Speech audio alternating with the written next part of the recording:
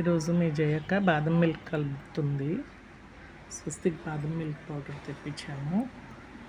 పాలు 2 లీటర్ల వరకు తీసుకున్నాను. పంచదార పొడి ఆడిసి ఉంచుకున్నాను మిక్సీ జార్లో. నానబెట్టిన జీడిపప్పు, బాదం పప్పు కట్ చేసి ఉంచుకున్నాను. 6 చెంచాలు బాదం మిల్క్ పౌడర్ పట్టింది. ఆ ప్యాకెట్కి ఎప్పుడు 3 లీటర్ల పాలు వరకు సరిపోతాయి అన్నమాట నాకు అంచనా. అందుకే కొంచెం పొడి ఉండిపోయింది.